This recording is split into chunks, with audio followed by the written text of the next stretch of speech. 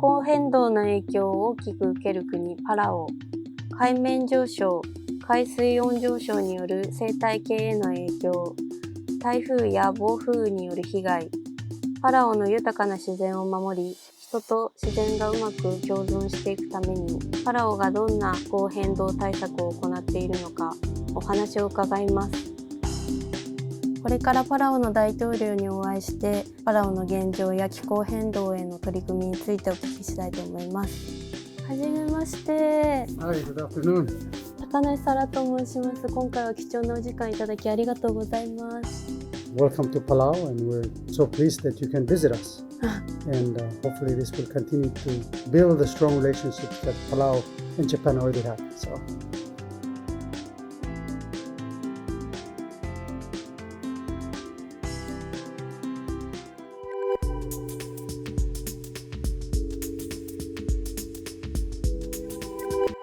私はスキージャンプ競技という競技をやらさせていただいてるんですけど、その中で、試合であったりとかトレーニングで世界を回らさせていただく機会が多く、近年は気候変動の影響で雪がなかなか積もらず、人工雪で、試合が開催されたりとか、練習のその期間が少なくなってしまったりと、身をもって肌で気候変動の影響を感じています。なので次世代の子どもたちに雪を残していくためにもJump for the Earth プロジェクトという、自然の美しさを見て学んで守っていくっていう活動をさせていただいています。Climate change is something that is affecting everyone. We always like to say as big ocean states, we suffer the biggest impact of climate change. Sea level rise, droughts, storms, and also the extreme heat is causing coral bleaching. The challenge of climate change is not isolated to just islands. It's affecting everybody. So thank you for highlighting the impacts on snow, on yuki. That's a Palauan word. Yuki is a Palauan word. Because in Palauan language, more than 1,000 words are Japanese words. It's so important that we come together. We share same culture, we share same language, but we also share the same challenge when it comes to climate change. What are since you arrived in Palau, what have been your thoughts of Palau? 私実は初めてパラオに来ることができたんですけれども、今までイメージしてたパラオのイメージは海がやはりメインで綺麗だなと思いながら、いろんなことを想像しながらパラオに来た時に、海ももちろん綺麗なんですけど、森の自然も素晴らしいなと感じることができたので、やはり今回来た中では海であったりとかマングローブ林を見させていただいたんですけど、そのマングローブ林の美しさであったりとか、そこに生息している生物であったり、すごく興味を惹かれるものがたくさんありました。That's so important that you bring up mangroves. Mangroves are a very important carbon sink to sequester the carbon released from fossil fuels. And so protecting the mangroves helps reduce the impact of climate change, which helps ensure that we have snow and other things that we depend on in our environment. So it's important that we all learn from nature and what it has to offer us and how we need to protect it and together. Have you been out swimming? A little bit. Just 10 minutes. Well, you definitely have to see more of the ocean while you're here. Yeah, I hope so. But we also want you to be introduced to our culture, see a little bit of our history. One of the principles, or I guess what's allowed us to live sustainably, is our cultural practices. And one of those cultural practices is a practice called the Bul, B-U-L. B-U-L って何ですか? So Bul is basically a declaration that the chiefs would make to say that reef has been overfished or that forest has been overhunted. So we will stop taking anything from there and allow it to revive and rejuvenate, to be healthy. And so it's basically a management practice that we practice for thousands of years to ensure sustainable use of our environment to be able to survive. Yeah, that's awesome. And I think it's something that we need to practice globally to ensure that we can continue to live sustainably and ensure a healthy planet. パラオは観光地としても人気が高いと思うんですけれども、観光の、振興と環境保護をどのように両立させているんでしょうか。That's a very important question, and I think a question that we always wrestle with, because we understand that one of our main responsibilities is that we need to be good stewards of what God has given us, and be sure to pass on to the next generation at least something better than what we received. And there's always constant pressure. We need more tourists, but we also need the right kind of tourists. We need tourists that care about our environment and not destroy what we have. So as you know, when you come into the airport in Palau, they make you stamp your passport, and it's the Palau pledge. And we only want you to leave footprints and be able to take care of what we have so that the next people can enjoy, the next generation can enjoy. So that's really the balance. We have to, we've been, have areas that we protect because we also believe that if you protect those areas, there's spillover effects. Those fishes that live in those protected areas can spill over to the places that you fish. So it's about managing that ecosystem and ensuring that we balance protection with production. Yeah. And we really want to ensure that it's a win-win. Visitors come and enjoy. Visitors come and protect.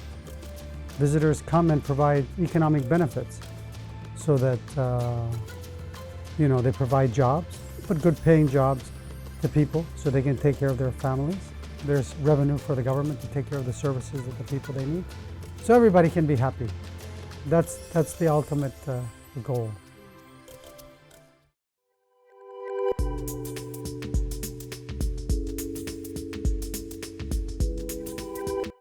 太平洋の島国であるパラオは気候変動の影響を受けやすい土地だとは思うんですけれども、具体的にどのような影響を受けてますか？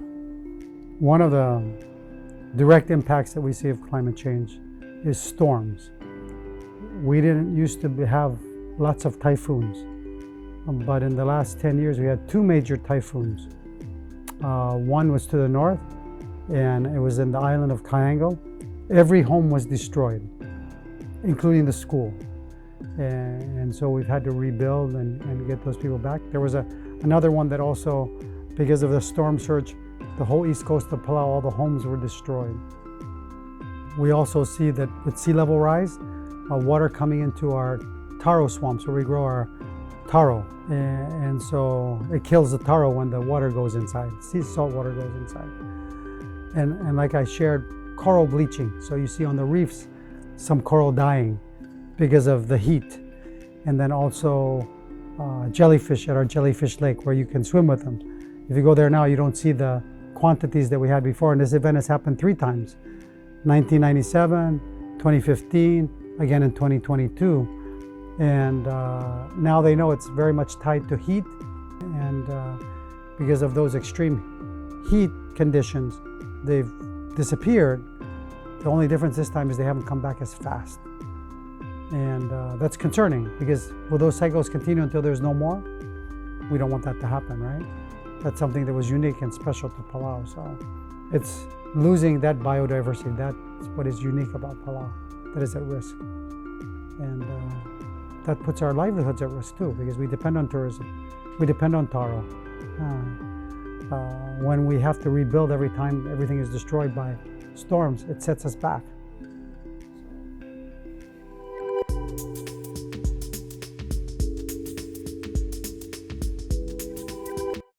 パラオにとって脱炭素が重要な理由とは何ですか？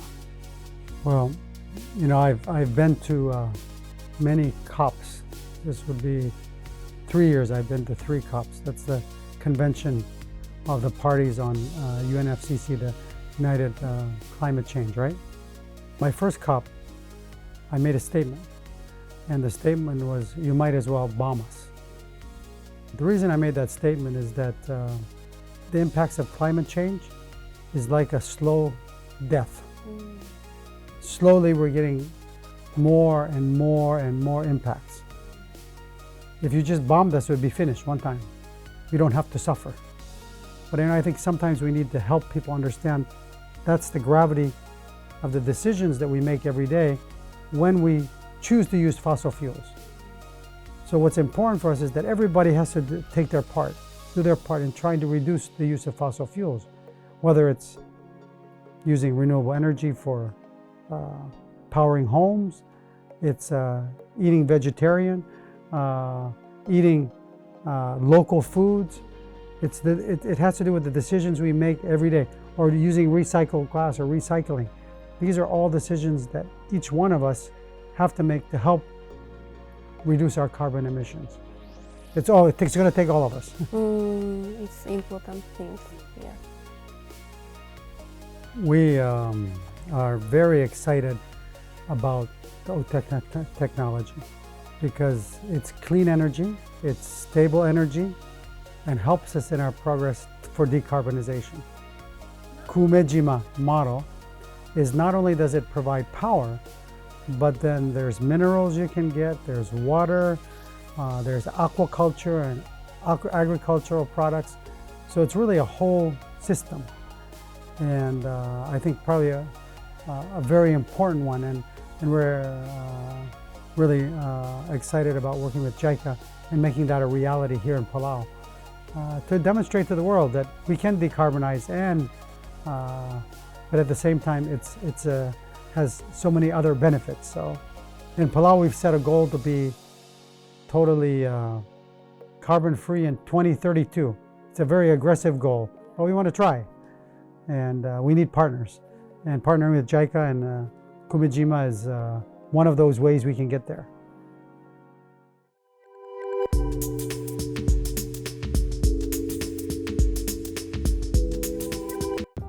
自家用車依存を減らすために JICA の協力でテスト運行している路線バスへの期待をお聞かせいただけるでしょうか。Well, even though we're a small island, sometimes we have traffic problems. But I think more importantly, encouraging people to use mass transportation also reduces our carbon footprint because now you're being more efficient.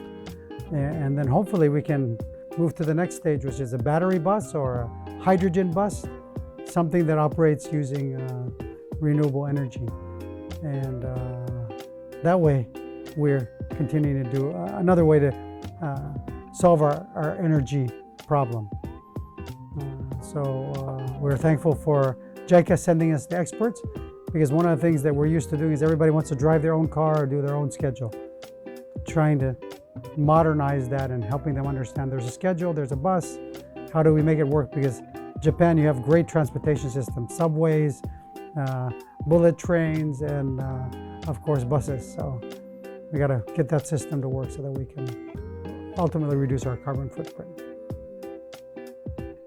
私も実は路線バスを乗らせていただいたんですけれども、すごくたくさんの方が利用されているようで、やっぱりこの街の中の移動の路線バスの重要性というものを身に染みて感じました。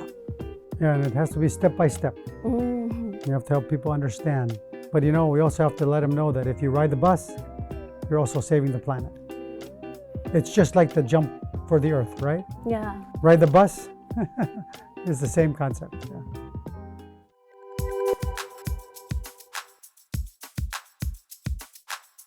バス導入への期待を教えていただきたいです。I think with the introduction of the public transportation, it will really help a lot of people. So I know you've been in Palau, you've seen that there's a lot of cars, and the price of fuel is very expensive. So the introduction of the public bus system will really help a lot of people who do not own vehicles, and for the elderly people, and also for the younger generations, like high school students that are able to ride the bus alone. So I hope this public transportation project will gain more interest in the Palauan minds, and they'll start using the public transportation and less on using their vehicles. Maybe they can use it on the weekend, so they can save gas and kind of help save the environment. Because you know Palau is very pristine and a paradise destination. Sounds good. I have test drove the electric car or electric vehicles, and they've been, I think, introduced and tested in Palau. We're a small island. You don't need very big batteries. You can get around. So I think for the future, it's something that's can be used. I just share one challenge I think that we have. Currently, most of our energy that we get on the grid to charge comes from diesel fuel. That doesn't really help, right? So you need to have also charging stations for those that are made with renewable energy. So I think that's one of the things that the T plan, they're trying to look at having also solar charging stations so that we can really decarbonize. So we're looking forward to hopefully that becomes a reality in the near future. 日本の協力はパラオの気候変動対策や、環境保全の取り組みにどう役立ってますか？ They're all helping us with decarbonization, but I think probably the biggest project and most important to help in that journey is the new power lines that are you can see them being erected now, which will basically turn the southern part of Palau, create a southern loop, and that'll hopefully stabilize the grid so we can allow more renewable energy onto the grid to help us in our decarbonization. So really JICA's efforts have been comprehensive in helping us on that journey. JICA, of course, and the people of Japan are a very important part of that because you have the technology and the resources to help us on that journey. So we're very grateful to JICA for its efforts. 私も街の中で電線を立てている様子を拝見して、開発が進んでいるんだなと思いました。Yes, so that is the big JICA project that's going on. Very important and critical for stabilizing the grid and allowing us to put more renewable energy on the grid. So. 今後日本とのパートナーシップをどのような未来を目指したいですか？ We like to say that our partnership with Japan is togobetsu. 当別。 Yeah, it's togobetsu because I think because we're family. Yeah, 20% of Palauans have Japanese ancestry. Palauans and Japanese have a very close relationship. I think these types of projects and cooperations continue to bring us closer together. And one of the unique things about Palau is Japan has many islands. And what we do here or you do on those islands, we can share with each other, learn from each other on how to tackle these problems, such as climate change. 気候変動は全世界にとって差し迫った課題だと思いますが、今後世界はどのようにこの問題に立ち向かえばよいのでしょうか？ In Palau, it's transitioning. You have to solve the energy crisis or the energy problem if you want to solve the climate problem. So it begins by going renewable or reducing our carbon footprint. Japan has helped us in those areas. And then, you know, one of the things that I learned, I've been attending many of these COP conferences, is a person was presenting on how to go into the solid waste dumps, extract materials, and build batteries. Isn't that a great thing? It's just like taking the recycled glass or turning plastic into fuel so they can burn. So I think there's other less destructive ways of getting what we need to produce batteries, but also be open to new technologies. And so we have to embrace technology. We have to find ways to use it safely. Let's do it in a safe way and make sure that we're all protected. Yeah. 気候変動危機の最前線にあるパラオから国際社会に向けたメッセージをお願いいたします。Well, I think most importantly, the climate change crisis affects everyone. And that means everyone on this planet, almost 8 billion people, have to actively participate in making changes in their lives to solve the climate crisis. Whether it's the car you drive, it's walking more, it's eating vegetarian, all of these little things add up to helping us live sustainably. It's everyone's responsibility. It's true. Thank you so much. どうもありがとうありございます。がとうございました。Thank you so much. Oh, thank you so much. Mesura. Sula. Very good. Yeah.